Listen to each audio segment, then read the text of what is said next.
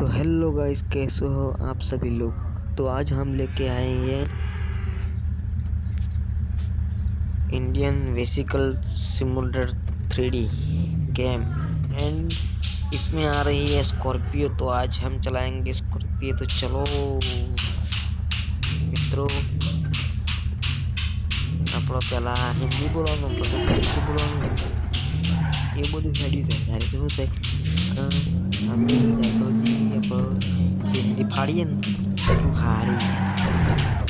શંકા હાલ પછી વિડીયો મારા તો વધારે ટાઈમ નહીં બોલવા પડતો.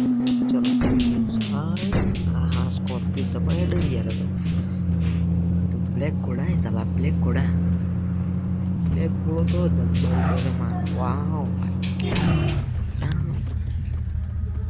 चलो भाई जल्दी चलो.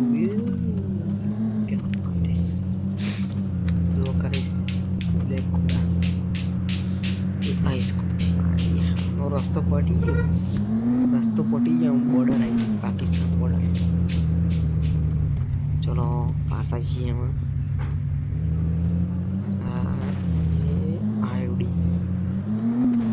तो टेकराई दे था स्कॉर्पियो जब्बर उड़ो भाई. हाँ જોઈએ શિવ લાગે છે સ્કોર્પિયો દોડવા તો જબ્બર દોડે નહીં. મને લાગે છે મારે ચેનલ પાસ કરી મારે સ્કોર્પિયો લાવવો પડે. ચેનલ પાસ થાય વિડીયો